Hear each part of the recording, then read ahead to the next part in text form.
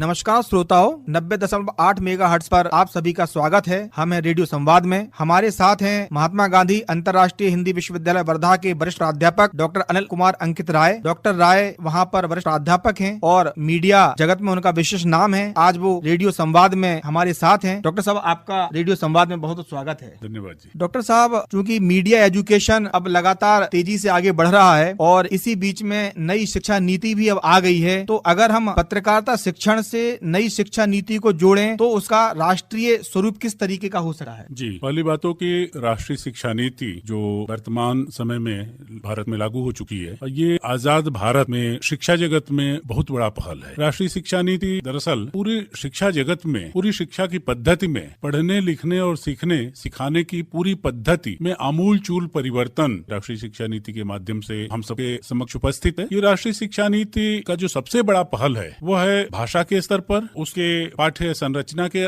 स्तर पर, पाठ्यचर्या के स्तर पर और कौशल के स्तर पर। क्योंकि शिक्षा जगत में अभी तक जो महसूस किया जा रहा था कि जो हम लोग अध्ययन अध्यापन कर रहे हैं, इससे बेरोजगार विद्यार्थी तैयार हो रहे हैं। बेरोजगार युवा एक अपने आप में बड़ी समस्या देश और पूरे राष्ट्र के लिए रही है। इसलिए दूसरी बात की शिक्षा हमारी कंपार्टमेंटाइजेशन में बटी हुई थी, आर्ट्स के रूप में, साइंस के रूप में या कॉमर्स के रूप में। राष्ट्रीय शिक्षा नीति ने इस शिक्षा के जो खांचे थे, एक तरह से कंपार्टमेंट जो थे, उनको इस शिक्षा नीति ने खत्म किया है। अब साइंस विज्ञान का विद्यार्थी या कला का विद्यार्थी या वाणिज्य का विद्यार्थी नहीं होगा, बल्कि वो विद्यार्थी होगा, वो एक कौशल संपन्न युवा बनने की प्रक्रिया में शिक्षा जगत में आए। तो ये शिक्षा नीति जो 3+1+1 5 ईयर का प्रोग्राम जो ग्रेजुएशन का है, 3 साल ग्रेजुएशन की पढ़ाई करेगा, उसको छूट है। विज्ञान में चाहे तो वो जीव विज्ञान भी पढ़ सकता है और उसके साथ साथ अगर उसकी इच्छा है कि वो संगीत पढ़े, उसकी इच्छा है कि वो पत्रकारिता पढ़े, उसकी इच्छा है कि वो गणित पढ़े या उसकी इच्छा है कि वो साहित्य पढ़े, तो सब चीज की उसको छूट है। सिर्फ उसके लिए जो निर्धारित क्रेडिट है, उस क्रेडिट को उसको पूरा करना है। तो संभव है कि एक विद्यार्थी जिसकी रुचि भौतिक विज्ञान में हो, लेकिन साथ साथ उसकी रुचि साहित्य में भी है। तो पहले ऐसी व्यवस्था नहीं थी। पहले व्यवस्था थी कि अगर विज्ञान का विद्यार्थी है तो विज्ञान पढ़ेगा, भौतिक पढ़ेगा, रसायन पढ़ेगा या जीव विज्ञान पढ़ेगा। अब राष्ट्रीय शिक्षा नीति ये छूट दे रही है, अवसर उपलब्ध करा रही है कि विद्यार्थी अपनी अभिरुचि से, जिसमें उसकी रुचि है, उसके अनुसार वो अध्ययन कर सकता है। वो भौतिक विज्ञान के साथ साथ अगर हिंदी या अंग्रेजी साहित्य पढ़ना है तो वो साहित्य भी पढ़ सकता है। अगर साहित्य का विद्यार्थी है लेकिन उसकी रुचि अगर पत्रकारिता में है तो साहित्य के साथ साथ वो पत्रकारिता भी पढ़ सकता है। या पत्रकारिता का विद्यार्थी है, उसकी रुचि पत्रकारिता के साथ साथ संगीत है तो संगीत भी पढ़ सकता है। तो कहने का मतलब कि एक तरह से विद्यार्थियों के लिए एक ऐसा अवसर है जिसमें उनकी अभिरुचि का पूरा सम्मान किया गया है। और स्वाभाविक है कि जब विद्यार्थी अपनी रुचि से पढ़ेगा, सीखेगा, तो फिर वो अंदर से प्रसन्न रहेगा, उसमें एक आत्मसम्मान और आत्मगौरव का बोध आएगा, आत्मबल उसके में बढ़ेगा। और जब एक आत्मबल संपन्न युवा हमारे समक्ष होगा तो स्वाभाविक है कि वो अपने समाज और राष्ट्र की बेहतरी के लिए बेहतर काम करेगा। साथ ही राष्ट्रीय शिक्षा नीति में भाषा के स्तर पर आमूल चूल परिवर्तन किया गया है। त्रिस्तरीय जो फार्मूला है भाषा का, विद्यार्थी जो बच्चा है प्राइमरी का या प्री प्राइमरी का, वो अपनी भाषा में पढ़ेगा। अभी तक सबसे बड़ी चुनौती भाषा की रही है। कॉन्वेंट कल्चर ने एक तरह से शिक्षा जो विद्यार्थियों में जिस तरह से ज्ञान संपन्न विद्यार्थियों को बनाना था, जिस तरह से उनको कौशल युक्त बनाना था, अब वो आयातित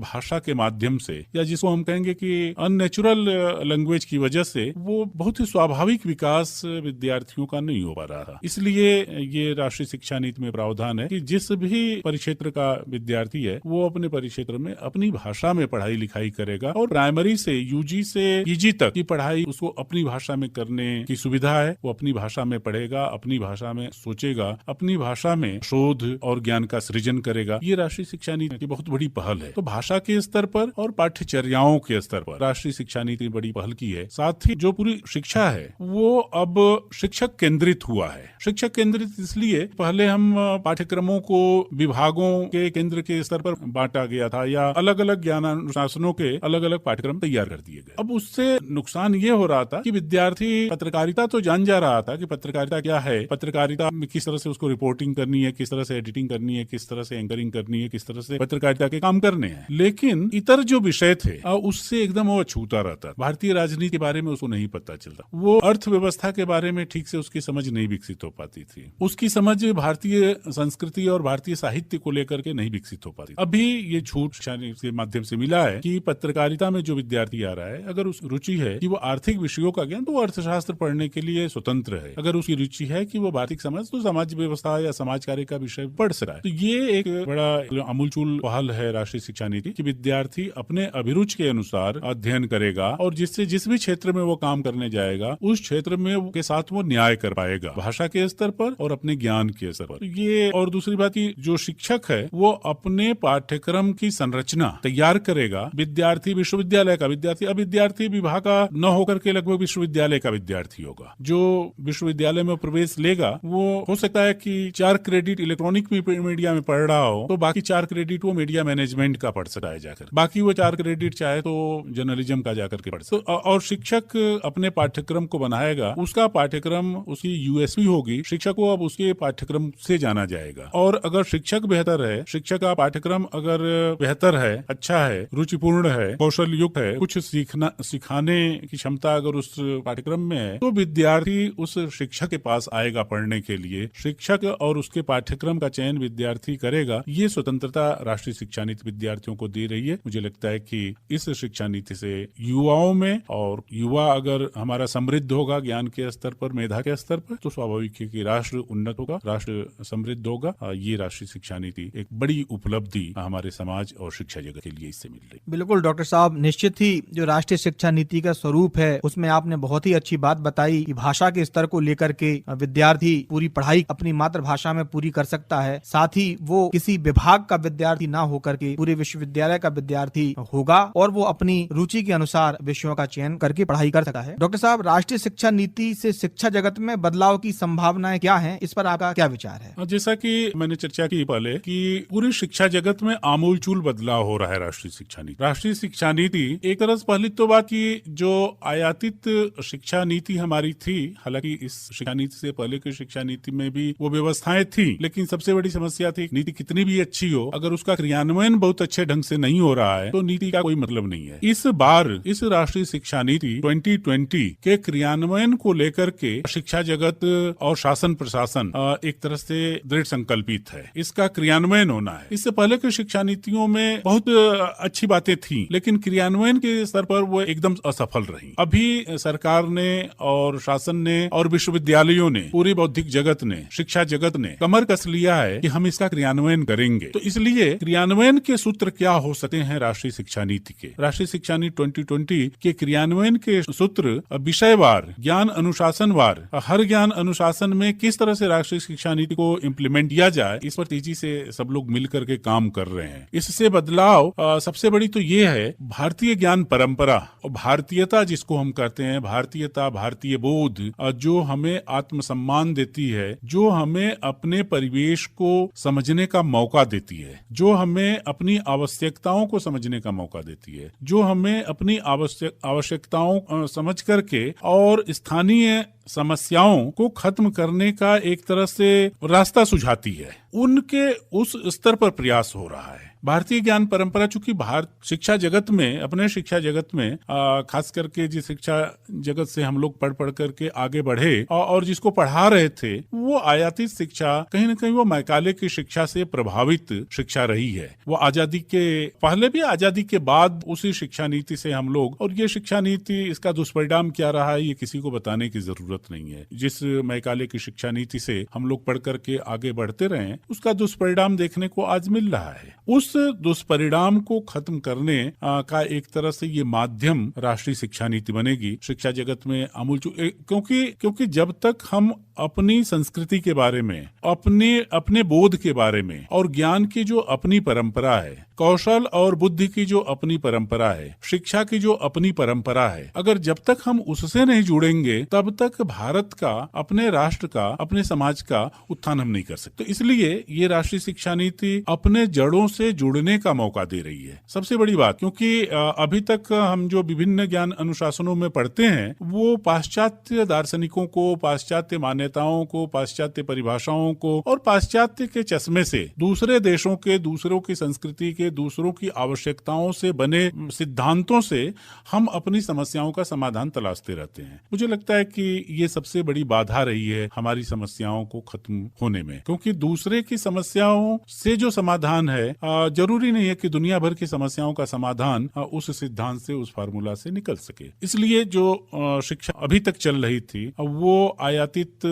दूसरे सिद्धांतों से चल रही थी। हम अपने विद्यार्थियों को जिन उदाहरणों को लेकर के पढ़ाते थे, जो उदाहरण हमारे सामने उपलब्ध थे पाठ्य पुस्तकों में, जो उदाहरण हमारे शोध प्रबंधों में या फिर शोध पत्रों में जो उपलब्ध हैं, वो सारे विदेशी हैं।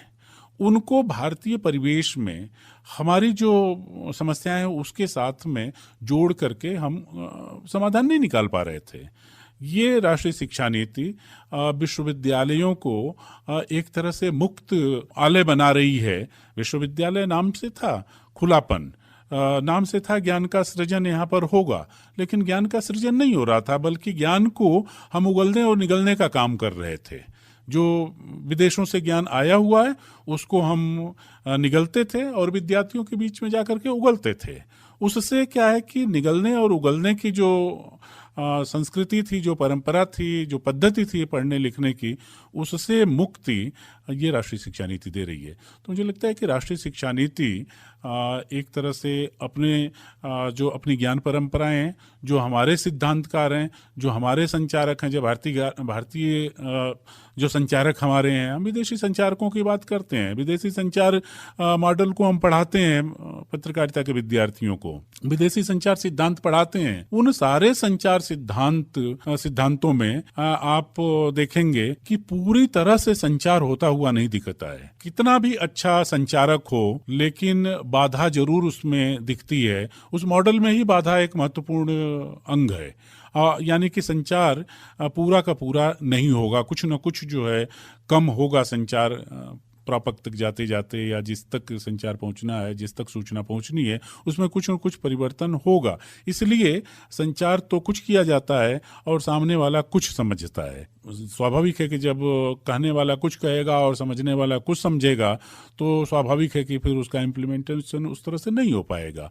ये बाधा अगर हम भारतीय संचारकों को पढ़ें, हम अभिनव गुप्त को पढ़ें, अभिनव गुप्त के अभिव्यंजनावाद को पढ़ें, अभिनव गुप्त के साधारणीकरण को पढ़ें और देखें कि वहां पर संचार में, पूरी संचार प्रक्रिया में 0%, 0% का बाधा है।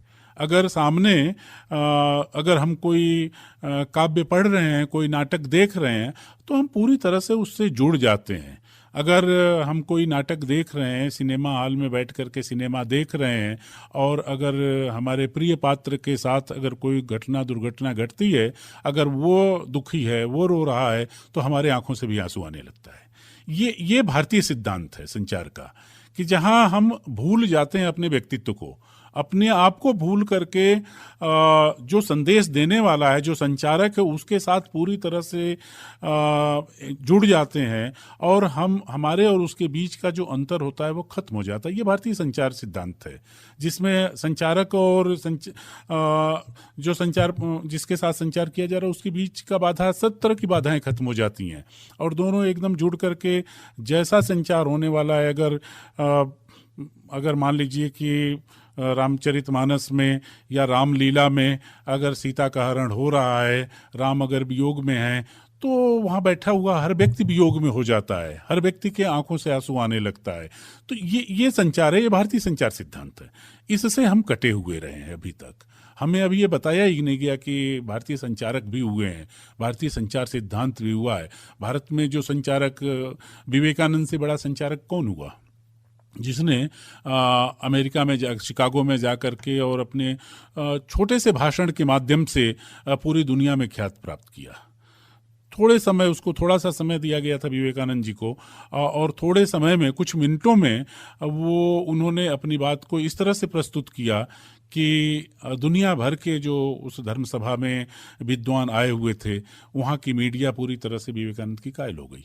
तो ये भारतीय संचारक रहे हैं जिनसे हमें काट करके रखा गया है, भारतीय बुद्धिजीवियों से हमें काट करके रखा गया है, भारतीय प्रतीकों से हमें काट करके रखा गया है, भारत की जो सारी कलाएं हैं उससे हमको काट करके रखा गया है। ये राष्ट्रीय शिक्षा नीति भारत से जोड़ने का काम करेगी। और चूंकि ये भारत युवाओं का देश है, भारत युवाओं का देश है और युवा कल के भविष्य होते हैं। राष्ट्र निर्माण में युवाओं की बड़ी भूमिका होती है। इसलिए अगर इस राष्ट्रीय शिक्षा नीति के माध्यम से युवा भारत से जुड़ेंगे, भारत बोध उनके भीतर अगर सृजन होगा भारत बोध का, तो स्वाभाविक है कि राष्ट्र में एक इस तरह का बदलाव आएगा जिससे दुनिया भारत की तरफ पुनः देखेगी। और जिन हमारे पुरखों ने जो परिकल्पना भारत के साथ की थी, भारत विश्व गुरु रहा है, सदियों तक विश्व गुरु रहा है, और विदेशी आक्रांताओं ने किस तरह से षड्यंत्र करके भारत को अपनी ज्ञान की परंपरा से, अपने विवेक से काटने का षड्यंत्र किया, चाहे वो भाषा के माध्यम से किया हो, चाहे पाठ्य पुस्तकों के माध्यम से, पाठ्यक्रमों के माध्यमों से किया हो, उस षड्यंत्र को खत्म करने का एक बहुत बड़ा साधन राष्ट्रीय शिक्षा नीति के रूप में हमारे समक्ष उपस्थित हुआ है। हम सभी राष्ट्रीय शिक्षा नीति का स्वागत कर रहे हैं और राष्ट्रीय शिक्षा नीति से जो अपेक्षाएं की गई हैं, मुझे लगता है कि वो चरितार्थ होंगी। निश्चित ही राष्ट्रीय शिक्षा नीति शिक्षा जगत में बदलाव लेकर आई है। शोध पर, राष्ट्रीय शिक्षा नीति में शोध पर विशेष कोशिश की जा रही है कि शोध को बढ़ावा मिले। इस विषय में आपके क्या विचार हैं कि शोध किस तरीके से आगे बढ़ पाएगा? देखिए, शोध पूरी शिक्षा जगत या एक तरह से व्यक्ति के उन्नयन, अकादमिक जगत के उन्नयन का सबसे बड़ा मार्ग शोध है। शिक्षा शोध, टीचिंग, रिसर्च और एक्सटेंशन, जो 3 औपचारिक कार्यक्रम विश्वविद्यालयों को हुआ करते हैं, राष्ट्रीय शिक्षा नीति ने शोध पर बहुत प्रमुखता से ध्यान दिया है। और आप देखें कि विश्वविद्यालयों को शोध के विश्वविद्यालय बनाने का प्रावधान इस शिक्षा नीति में है कि कुछ ऐसे विश्वविद्यालय होंगे जो सिर्फ शोध का कार्य करेंगे, कुछ ऐसे विश्वविद्यालय होंगे जो शिक्षा और शोध दोनों का काम करेंगे, और कुछ ऐसे विश्वविद्यालय या महाविद्यालय होंगे जो सिर्फ शिक्षा का काम करेंगे। तो अभी तक सभी विश्वविद्यालय शिक्षा और शोध दोनों काम कर रहे हैं। महाविद्यालय शिक्षा का काम कर रहे हैं, विश्वविद्यालय शिक्षा और शोध दोनों का काम कर रहे हैं। शिक्षा और शोध दोनों काम वजह से कभी कभी शोध एक तरह से प्रभावित होता है। तो अभी जो नया प्रावधान है राष्ट्रीय शिक्षा नीति में कि शोध के अलग विश्वविद्यालय बनेंगे जहां पर शोध के संसाधन हैं, जहां पर शोध कराने वाले शिक्षक हैं, वो सिर्फ शोध पर अपने आप को केंद्रित करेंगे। क्योंकि अगर शिक्षा जगत का क्या, अगर समाज की समस्याओं को खत्म करना है, देश का R&D को लेकर के, रिसर्च एंड डेवलपमेंट का रिसर्च से सीधे संबंध है, बिना रिसर्च के डेवलपमेंट नहीं हो सकता। और डेवलपमेंट की जब हम लोग बात करते हैं तो एक सार्थक और सकारात्मक विकास की बात करते हैं। वो विकास जो व्यक्ति केंद्रित हो, वो विकास जो समाज केंद्रित हो, वो विकास जो राष्ट्र केंद्रित हो, जो व्यक्ति का निर्माण करे, जो समाज का निर्माण करे, जो राष्ट्र का निर्माण करे, वो वास्तव में विकास है। विकास विनाश का एक तरह से हमारे सामने उपस्थित हो रहा था कि एक तरफ विकास हो रहा था, दूसरी तरफ उसका परिणाम विनाश के रूप में हमें दिख रहा था। पिछले दिनों की तमाम घटनाएं न सिर्फ देश की बल्कि दुनिया भर की देख सकते हैं। कोरोना महामारी का संकट, उस संदर्भ में आप देख सकते हैं जो तमाम आपदाएं आ रही हैं हमारे इस प्राकृतिक जीवन में, उसको हम देख रहे हैं। उसका कारण कहीं न कहीं है कि जो हम विकास कर रहे हैं उसके मार्ग शोध के माध्यम से हमने नहीं तय किया है। ऐसे ही तय कर लिया विकास का मार्ग ये है और उस मार्ग पर हम चल दिए, विकास करना शुरू कर दिया। अगर शोध करके हम विकास करेंगे तो फिर विकास के साथ जो दुर्गुण है, विकास के साथ जो बुराइयां हैं, विकास के साथ जो कमजोरियां हैं, विकास के साथ जो विनाश के तत्व हैं, वो निकल जाएंगे उसमें से। इसलिए शोधन संशोधन बहुत ज्यादा जरूरी है। तो अब राष्ट्रीय शिक्षा नीति ने ये एक अच्छा अवसर उपलब्ध कराया है कि शोध विश्वविद्यालयों के माध्यम से शोध विद्यार्थियों का चयन किया जाए, शोध शिक्षकों का चयन किया जाए, जिनकी अभिरुचि शोध करवाने में है उनको उसमें जोड़ा जाए, मजबूरी में नहीं बल्कि रुचि के साथ। जिनकी रुचि है वो शोध और संशोधन में जुड़े और सिर्फ PhD के स्तर पर सिर्फ शोध न करें, सिर्फ डिग्री वाले शोध न करें, बल्कि वास्तव में ज्ञान के सृजन, ज्ञान के अर्जन और ज्ञान के परीक्षण के लिए शोध करें। तो ये अवसर राष्ट्रीय शिक्षा नीति हमें उपलब्ध कराता है। और दूसरी बात की जो लंबे अरसे से इस बात को शिद्दत से महसूस किया जा रहा है कि शोध स्थानीय समस्याओं के समाधान का मार्ग होना चाहिए। शोध हम करते हैं, शोध प्रबंध या जो शोध के हमारे रिपोर्ट हैं उनका स्थानीय समस्याओं से कोई ताल्लुक है कि नहीं है, इस पर हम उतना ध्यान नहीं देते रहे अभी तक। अब क्या है कि जो फॉर्मूला है कि थिंक लोकल एक्ट ग्लोबल की स्थानीय जरूरतों के बारे में हम विचार करें, चिंतन करें और उसके अनुसार हम शोध कार्य करें। तो स्थानीय आवश्यकताओं को चिन्हित करना, स्थानीय आवश्यकताओं को चिन्हित करके उस पर शोध को तैयार करना और फिर उस शोध के माध्यम से उन समस्याओं का निदान सुझाना, चाहे वो किसी भी क्षेत्र का हो, चाहे वो कृषि के क्षेत्र का हो, चाहे वो स्वास्थ्य के क्षेत्र का हो, चाहे वो शिक्षा के क्षेत्र का हो, चाहे वो राजनीति के क्षेत्र का हो, चाहे वो समाज के क्षेत्र का, किसी भी क्षेत्र की समस्या है उसकी पहचान करना, क्योंकि शोध के लिए सबसे प्रमुख है और सबसे पहले जरूरी है कि शोध समस्या की पहचान करना। तो शोध समस्या की पहचान करके, और स्वाभाविक है कि जब शोध समस्या की पहचान करने की बात करते हैं तो राष्ट्रीय शिक्षा नीति कहती है कि हम स्थानीय